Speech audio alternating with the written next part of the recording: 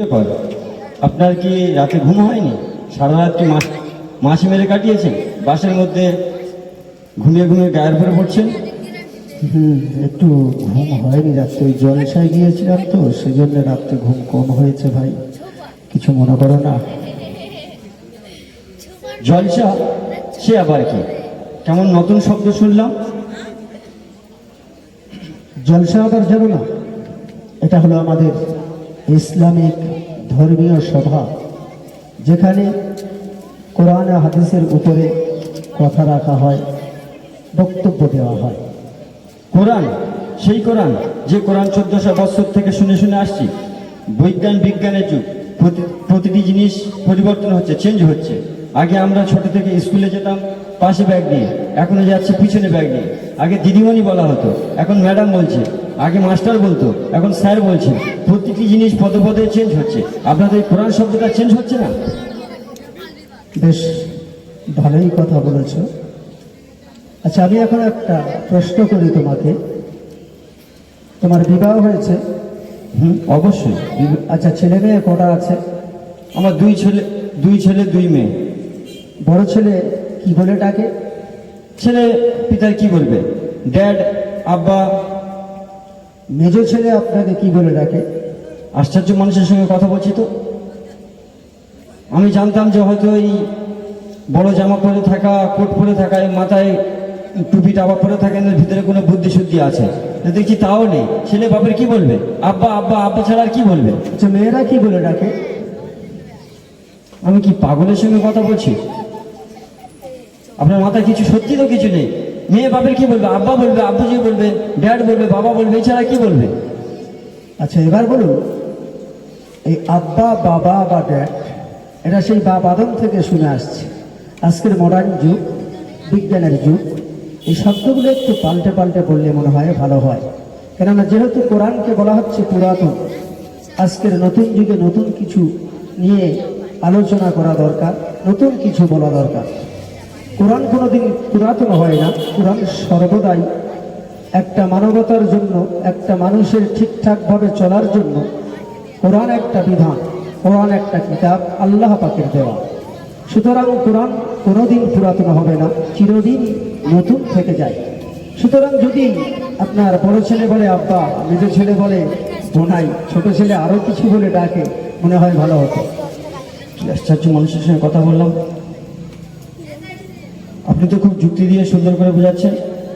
দেখি আপনি যেভাবে বলছেন। আচ্ছা, আপনার এই কোরআন থেকে যেই বললেন প্রাচীন যুগের কিতাব, এই ধর্ম, আল্লাহ, এই আল্লাহ আল্লাহ বলছেন, আপনারা কোনো সময় তো চোখে দেখেননি। যে জিনিসটাকে চোখে দেখা যায় না, সেই জিনিসটা বিশ্বাস করেন কিভাবে? আমার তো এইসব ধর্মকর্ম থেকে আমি বুঝি না। আমি জানি বিজ্ঞান, বৈজ্ঞান, সায়েন্স থেকে সব কিছু হয়। আর এই আল্লাহ টাল্লাহ দেখা যায় না, এর উপরে তোমরা যে ঘর করো বা বিশ্বাস করো, বা এর উপরে যে তোমরা অটুট হয়ে থাকো, এ তো দেখো না, এত একিন করো কি করে? আছো সত্যি? তাহলে আল্লাহকে প্রমাণ করতে হবে, তাই তো, যে আল্লাহ আছে কিনা। তাহলে এখনই প্রমাণ করে দিচ্ছি। বাবা গো, ঝুলে গেল গো। আপনি আমাকে কথা বলতে বলতে গায়ে হাত তুলছেন কেন? আপনি কি করতে চাচ্ছেন? তাহলে কি হয়েছে? আমাকে জ্বালা ধরিয়ে দিয়ে বলছেন কি করছেন? কি হয়েছে? জ্বালা করছে, যন্ত্রণা হচ্ছে, তাই তো? অবশ্যই। মারলে কি হয়? আচ্ছা, যন্ত্রণা কি দেখতে পাওয়া যায়? না, তা তো দেখতে পাওয়া যায় না। তাহলে তার দেখতে পাওয়া যায় না বলে আপনি মারবেন? তাহলে তার উপরে বিশ্বাস করছো কেমন করে? আমার জ্বালা করছে তো আমি বিশ্বাস করবো।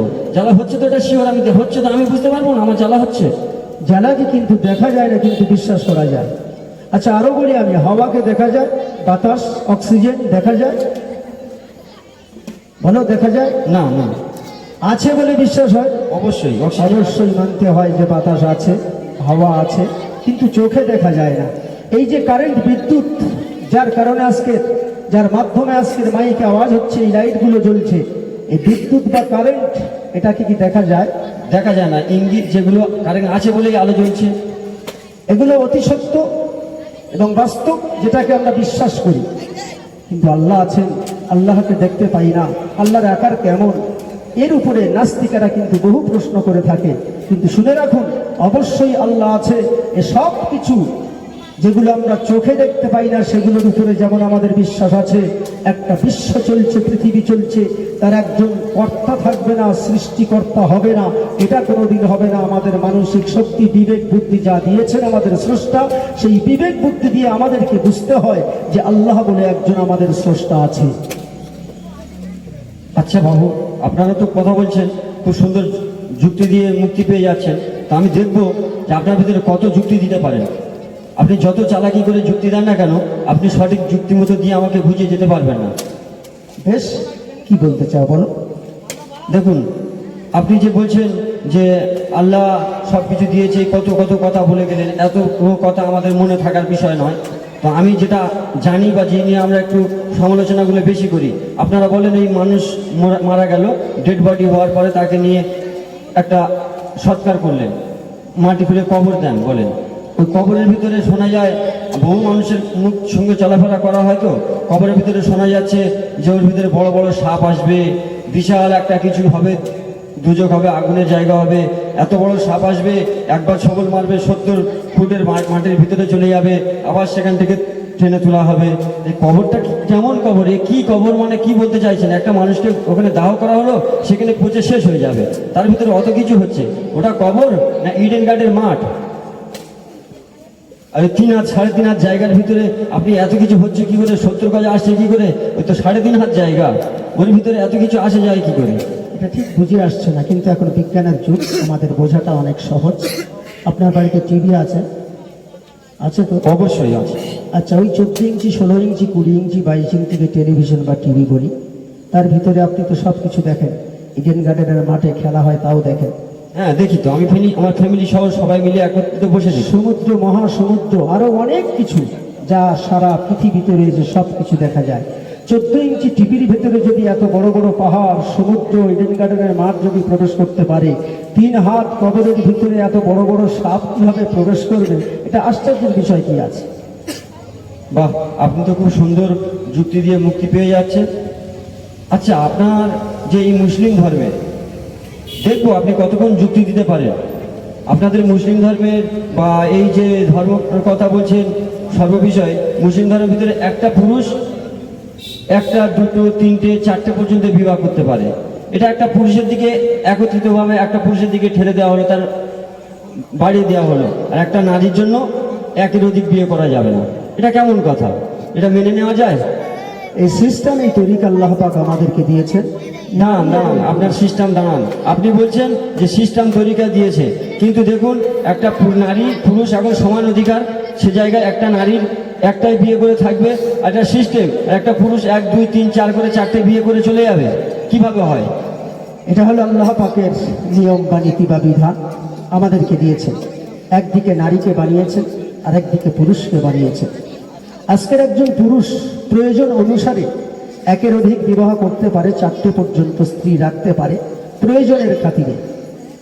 আজকের দেখুন, একটা স্বামীর যখন 4টে বিবি থাকবে, আর প্রতিটি বিবির গর্ভে যদি সন্তান আসে, তার পিতা কিন্তু একজনই হবে। আজকের SIR চলছে, পিতার খোঁজ মিলছে।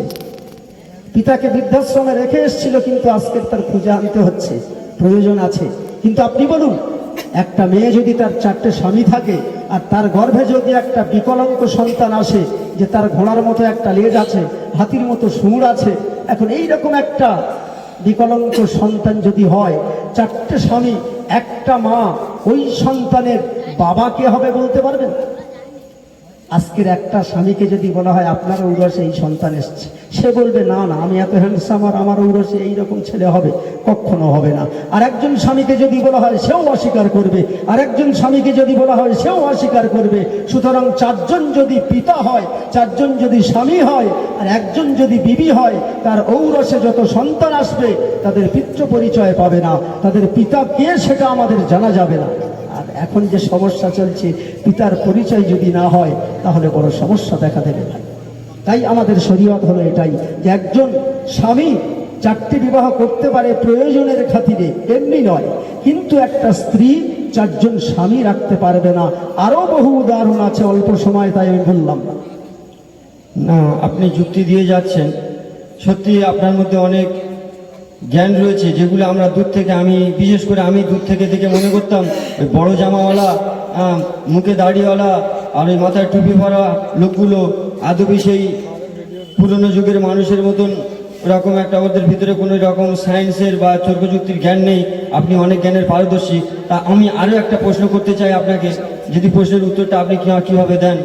আপনারা যে বলেন যে অপবিত্র হয়ে যায়, কি ওই অজু করতে হয়, পা হাত পা ধুতে হচ্ছে, মুখ ধুতে হচ্ছে, আর শরীরের মধ্যে হাওয়া পাস হবে, বাতকর্ম হবে, এর থেকে আপনাদের অজু ভেঙে যাবে বাতকর্ম হলে। আর পা হাত পা ধুইলে আপনি হাত দুটো ধুইলেন, একটু কুল্লি করলে, মুখে পানি নিলে, এতে আপনার হচ্ছে পবিত্র হয়ে গেলে। আপনি বলতে চাইছেন যে বাতকর্ম হয়েছে, পিছনের দ্বার দিয়ে হাওয়া বার হয়ে গেলে অজু ভেঙে যায়, কিন্তু পিছনের দ্বারে ধোয়া হয় না, হাত পা মুখ ধুইলে নাকি পাক হয়ে যায়, তাই তো? একদম একদম ঠিক ঠিক, এটাই বোঝালাম। আচ্ছা, আপনার যদি ডায়রিয়া হয় আপনি কি করবেন? আমার ওষুধ খেতে হবে, ডাক্তার দেখাবো। আচ্ছা, ওষুধটা যে আপনি খান, ওষুধটা কোথায় লাগান? পিছনের রাস্তায় লাগান নাকি পেটে দেন?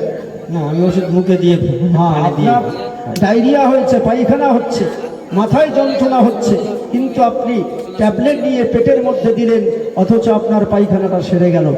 ইসলামিক আইন সব যুক্তিসঙ্গত আছে, তাই আমাদের বিধান হলো এটাই যে অজু ভাঙার একটা কারণ হলো যদি বাতকর্ম করে কেউ। সুতরাং আমি বলতে চাই, ইসলাম এমন একটি ধর্ম, বিজ্ঞানসম্মত ধর্ম এবং যুক্তিসম্মত ধর্ম। ধন্যবাদ আপনাকে। সত্যি আমি এরকম মানুষ দেখেছি বহু, তাদের নিয়ে কুমন্ত্রণা করতাম বা তাদের দিয়ে আমি অগ্র ভাবতাম যে আপনাদের ভিতরে এত জ্ঞানের পারদর্শী থাকেন, এতটুকু জ্ঞান থাকে, সে সম্পর্কে আমার অজানা ছিল। তো ভাই, আপনার সঙ্গে কথা বলে আমি সত্যি অনেক ভালো মন্দ মানুষের থেকে, যেগুলো মানুষের প্রতি যে খারাপ দৃষ্টান্ত স্বরূপ ছিল, সেগুলো মন থেকে মুছে গিয়ে আর তাদের প্রতি আমি সহনশীল হলাম, বা আমার বুঝলাম যে না, আপনাদের ভিতরে অনেক জ্ঞানের জ্ঞানী আছে। সেই জন্য করে ভাই, আপনি এখন কোথায় যাবেন? এখন তো আজকে যাচ্ছি ঘুটিয়াশরী মাখালতলা, ওখানে একটা অনুষ্ঠান হচ্ছে, যেখানে মোকালামা হবে, গজল হবে ও কিরাত হবে, তাই সেখানে আজকে যাচ্ছি। গজল হবে? গজল সে কি জিনিস? ও, গজল বোঝেন না আবার? ওই গানের মতো প্রায়, তবে গানের মতো হলে তাহলে ওই বাউল গান, পল্লী গান এগুলো জানি, নজরুল ওগুলো নয়। আমাদের গজলের মধ্যে বাজনা থাকে না, কোনো সুর, গানের সুরের নকল হয় না। সাধারণত নাক হামদ আমরা বলি, আল্লাহর প্রশংসাকে হামদ বলা হয়, রসুলের প্রশংসাকে নাক বলা হয়। তাহলে আপনি একটু গজল পরিবেশন করুন, একটু কেমন ভাবে গজল হয়, ওই গানটুকু আমার মধ্যে চলে আসুক। এর মধ্যে গাড়ির মধ্যে আবার গজল একটুখানি বলুন। আচ্ছা, একটুখানি আমি শোনাচ্ছি, কেমন লাগে দেখুন। পৃথিবী আমার আসল ঠিকানা নয়, মরণ একদিন মুছে দেবে সকল রঙিন পরিচয়। পৃথিবী আমার আসল ঠিকানা নয়,